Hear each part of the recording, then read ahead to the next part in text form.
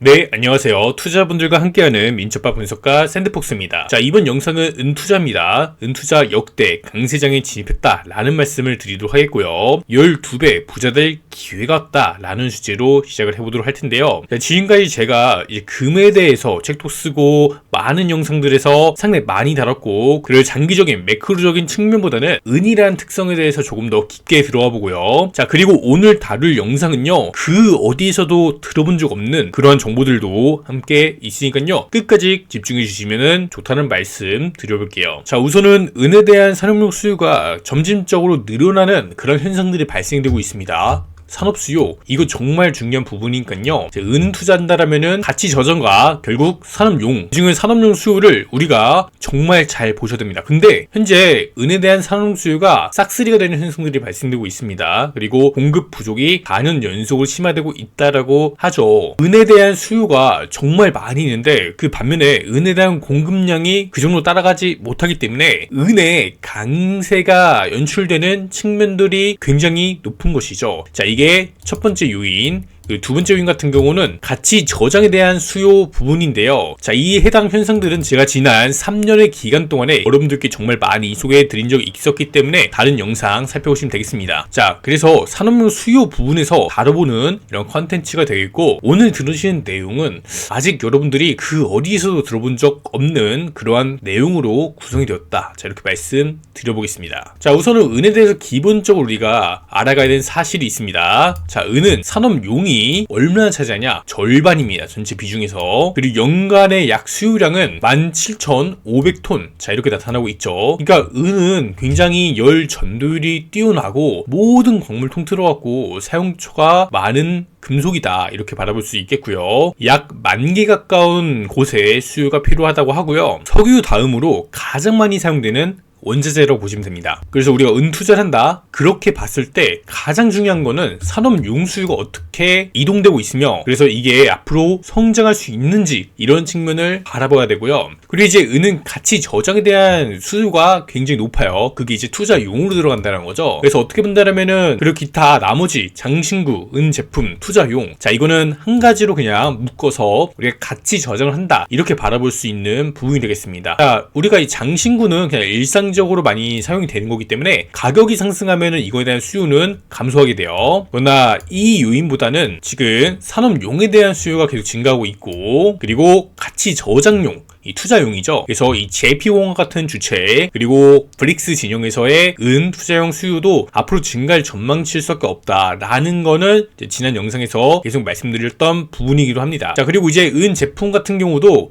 우리가 은수저 또는 다양한 이런 제품들이 있죠. 그런 부분에 대한 수요가 5% 가량 차지한다고 보시면 됩니다. 크게 봤을 땐 투자용이 반, 그리고 산업용이 반이다, 이렇게 간단하게 생각하시면 되겠습니다. 자, 다음으로 우리가 지금 금과 은의 교환 비율을 보셔야 되는데요. 자, 역사상 우리가 한 1대 19간이었어요. 그런데 이거는 정말 오래전 과거죠. 왜냐면 금본위 시기, 금본위 또는 이제 은본위 시기, 자, 이러한 역사 과거에서 1대 19간이기 때문에, 자, 일단 이거는 배작업 봐야 됩니다. 앞으로 우리가 은 스테이블 코인 시대는 발생될 수는 있지만 은만으로 사용되는 그러한 은본위 시대는 발생되지 않는다. 자, 이렇게 보시면 좋을 것 같고요. 자, 그럼에도 불구하고 이 은에 대한 가치 저장, 그리고 통화를 대체해서 사용할 날이 임박했다, 이런 거를 봤을 때 은에 대한 수요뿐만 아니라 금과 은의 교환 비율도 같이 줄어들 요인이 있다는 거 보시면 좋을 것 같아요. 그래서 현재 금과 은의 교환 비율이 얼마냐를 봤을 때 1대 109간이고요. 그게 최근에 조금 은의 강세로 인해서 좁혀지면서 1대 94 구간까지 내려온 상태이긴 합니다. 우리가 이 반세기만 했을 때 평균적으로 이 레인지 범위가 은의 강세 사이클 최고가 부분에서 30, 그리고 일반적인 상황에서는 70, 이런 구간에 있었어요. 그러니까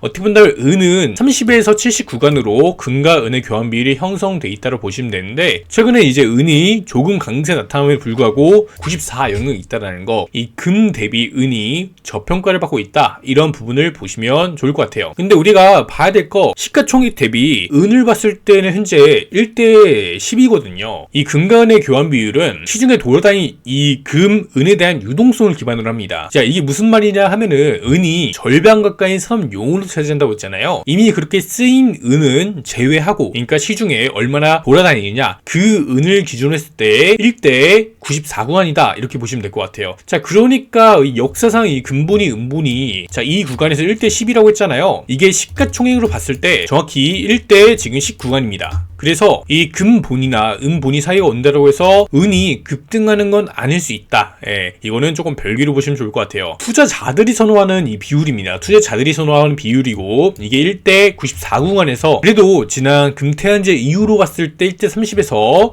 1대 79구간까지 갔던 이런 기록이 있기 때문에 현재 유통되는 은에 대해서 금간의 교환비율을 봤을 때 1대 39원까지는 좁혀질 잠재력이 높다는 거 보시면 좋을 것 같습니다. 자, 그래서 은이 전체적인 이런 비중을 했을 때 저평가를 받고 있냐? 그건 아닙니다. 다만 산업용에 대한 수요가 정말 많이 높기 때문에, 자, 그래서인지 현재 은이 유통되는 양 기준으로는 저평가를 받고 있다는 것이죠. 그러니까 은은 앞으로 더 올라가야 된다 이렇게 보시면 됩니다. 자, 그러면 지금 어떠한 변화가 있길래 은을 봐야 되느냐 라는 부분이 중요할 것 같아요. 핵심은 그거예요. 이제 우리는 AI 시대에 들어왔습니다. 그리고 AI라는 건 더 많은 전력을 필요로 하게 되고요. 그리고 AI의 이제 심장이라고 하죠. 데이터 센터 같은 경우는 막대한 전력을 필요하게 되고, 그리고 여기 들어가는 엔비디아 칩, 자, 이런 거, 이 반도체 칩에 자체적으로 은이 포함되진 않지만 반도체 칩의 서버죠, 서버. 이 해당 GDX H100 모델의 서버 은 사용량이 약 250에서 500g 가까이 현재 은이 사용된다고 합니다. 그래서 이러한 부분에 대한 수요가 증가할 수 있다라는 거죠. 그래서 이러한 부분에 대한 은의 수요가 더 추가적으로 증가했다는 거죠. 이러한 AI 인프라 확장이 현재 은 수요의 강력한 새 축으로 부상하고 있다 이렇게 보시면 되겠습니다. 그래서 이 AI 시대가 이제 도래했고, 자, 여기에서 사용되는 전력의 증가는 관련 산업용 수요의 증가도 같이 동반이 될 수 있으며, 이 서버에 대한 수요죠. 그래서 이 서버 내부에 굉장히 열 전도율이 좋아야 되고 24시간 가동되기 때문에 그래 더 튼튼한 이 광물을 넣을 수밖에 없다. 그리고 그게 은이 된다는 겁니다. 조금 더 세부적으로 보면은 패키지 기판, 그리고 칩 주변 전력 공급 회로, 자, 이런 데를 사용이 되고요. 그리고 이 냉각 모듈, 그리고 고주파 회로, 이런 거에 많이 사용된다고 합니다. 그래서 은은 어떻게 본다라면은 이 반도체를 구성하는 이 열 전도율이 굉장히 높고 이 고가의 전자제품이나 반도체 장비에 많이 사용된다더라 라는 거를 보시면 되겠습니다. 자, 이렇게 은의 수요가 증가하고 있는데요. 자, 어떻게 보면 최근까지 태양광 패널이 많이 증가했어요. 태양광 패널은 중국을 중심으로 많은 이 점유율 확장세가 발생이 되고 있는 분야이기도 하고요. 이 미국 같은 경우는 조금 이제 축소를 하고 있다고 하죠. 그리고 트럼프 행정부가 나타나면서, 자, 이런 관련 보조금이 없어지고, 그에 따라서 이 태양광 관련 이 미국의 기업들은 많이 타격을 받고 있다고 합니다. 근데 이 태양광 패널은 이 중국 시장 점유율이 거의 대부분을 차지하기 때문에, 자, 그래서인지 이런 요인들 앞으로 계속 지속될 전망으로 보시면 될 것 같고요. 이 태양광 패널 부분에서는 앞으로 2030년도까지 지속 성장될 전망치입니다. 그래서 이러한 요인들, 결국 이 친환경 에너지에 대한 수요가 증가하고 은의 사용량은 더 많이 증가할 수밖에 없다라고 바라보시면 되겠습니다. 그러니까 이 공급 부족은 이렇게 4년 연속 발생이 되고 있고요. 자, 그리고 올해 2025년에도 똑같이 이 공급 부족 이슈가 나타날 가능성이 높은데, 그게 이제 AI 관련해 갖고 수요가 정말 많이 증가하고 있기 때문이죠. 그래서 어떻게 본다면 현재 은이라는 거는 엔비디아 같은 주식과 그리고 이 금과 같은 이러한 이 가치 저장에 대한 차트를 거의 반반 따르고 있습니다. 그래서 이 은이라는 거 최근에 미국의 고용 지표가 많이 부진하고,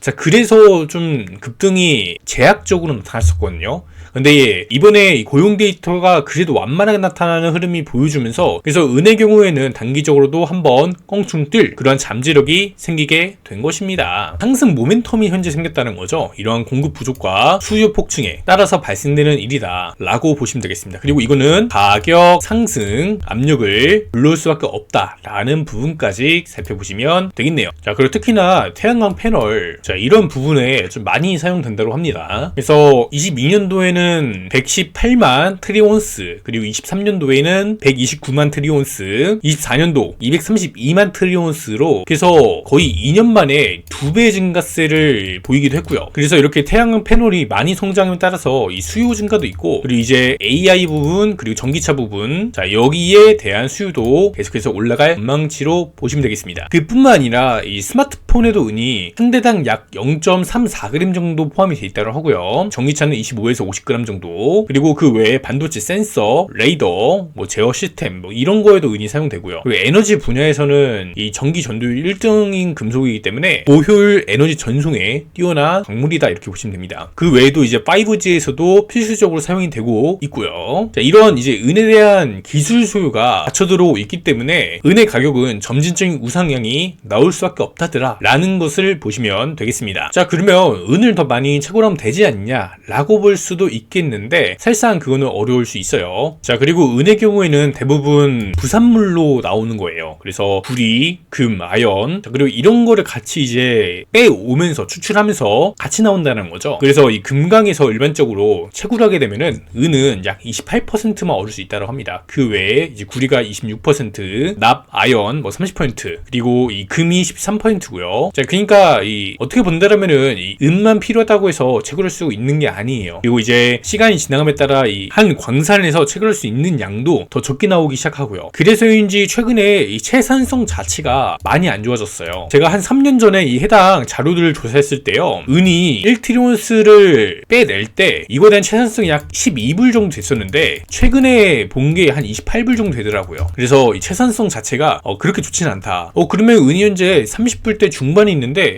그것 대비 현재 은이 비싼 거 아니냐라고 보실 수도 있겠지만, 자, 이거는 진짜 말 그대로 채산성입니다. 채굴하는데 얼마나 만큼의 비용이 들어가는지, 그리고 이렇게 유통되는 과정에서의 올라가는 비용이 발생될 수밖에 없겠죠. 또 그래서 이 수요에 대한 부분도 올라갈 수밖에 없다라는 것까지 보시면 될 것 같습니다. 자, 종합적으로 보시면 은 차트가 지난 50년 전 이후를 다시 리테스트하는 구간입니다. 50년 전 스태플레이션의 35배 상승과 그리고 2011년도까지 올라갔던 이때 아시아 금융위기 이후에 이제 미국발 글로벌 금융위기 터지고 나서 올라갔던, 같이 저장과 산업물 수요 같이 올라갔던 이 기간, 이때 11배 올랐던 기간, 그리고 해당 이 기점을 다시 한번 트라이하면서 돌파하려는 양상까지 나타날 가능성이 높습니다. 이 한 번에 돌파하진 못해요. 보통 한 번 저항받고 조정받고 이런 식으로 하겠죠. 그래서 이런 조정기로 다시 올 수는 있는데 그게 막 엄청나게 막 드라마틱하게 크진 않다라는 거죠. 뭐 변동폭은 커질 수 있지만 결국 우상향이다. 결국 우상향. 그렇기 때문에 은이 이렇게 슈퍼 커맨드 패턴을 펼치면서 올라가는 거잖아요. 이 지난 고가 다 뛰어넘는 순간 한 200불까지 가는 거 문제가 아닐 수 있겠다. 그러니까 정상 가치를 본다면 한 100불까지는 향후 한 3, 4년 이내로 무난하게 갑니다. 100불까지는. 그러니까 지금부터도 2배가 더 넘는 거의 3배 가까이 되는 구간인 거죠. 근데 이제 200불까지 가는 거는 이제 투자용에 대한 선호 심리가 많이 급증하고 이 버블이 발생되면은 올라간다는 거죠. 근데 과거에도 이 버블이 발생되고 이 숏스퀴즈 터지고 그러면서 이제 올라갔던 현상입니다. 그러니까 심리적으로도 슈퍼시션에 대한 증가도 발생이 함께 되어야 된다는 거죠. 항상 이 투자 시장에서는 그런 것 같아요. 이게 한번 이렇게 올라갈 때는 거의 끝부분에 막판이 강세가 좀 크거든요. 이런 강세가. 이런 게 미래에 온다면은 충분히 200불까지 잠재력 높은 것이기 때문에 제가 바라본 17불부터, 그러니까 제가 바라본 16점 거의 한 8달러. 자, 이때부터 봤을 때 이제 200불까지 간다라면은 약 한 12배 상승세가 나오는 거죠. 그래서 이게 굉장히 안정적이에요. 하단이 굉장히 잘 지탱이 돼 있는 자산입니다. 반면에 올라갈 잠재력이 너무 많이 열려 있잖아요. 그러니까 이런 게 투자로서 굉장히 유효하다는 거죠. 정말 좋다는 거죠. 그리고 사실 투자라는 게 인생에서 몇 번씩 찾아옵니다. 몇 번 찾아오는데 실질적으로 일반인이 포착할 수 있는 거 한 3번 정도가 되지 않을까. 그리고 여기 전문적으로 저처럼 분석을 하는 사람들한테는 몇 년 주기로 정말 좋은 기회들이 나타나거든요. 이러한 기회는 진짜 쉽사리 오지 않는다라는 거고, 우리가 기간적인 측면만 고려한다면은 은은 정말 좋은 투자처이다. 자, 이렇게 말씀을 드려보겠고요. 결국에 금의 레버리적인 특징이 있어요. 그리고 금도 여전히 한 2배 이상의 더 잠재력이 남아있기 때문에 현재 구간에 2배가 더 남아있다는 거. 자, 이렇게 봤을 때 은은 최소한 4배라는 거고요. 더 높게 올라갈 경우에는 6배 이상 현재 구간에서도 가능하더라. 자, 이렇게 말씀드리면서 마치도록 하겠습니다. 여러분들 구독, 좋아요 눌러주시고 공유하기도 많이 해주세요. 너무나 좋은 정보이기 때문에 공유하기로 많이 알려주시기를 바라겠습니다. 감사합니다.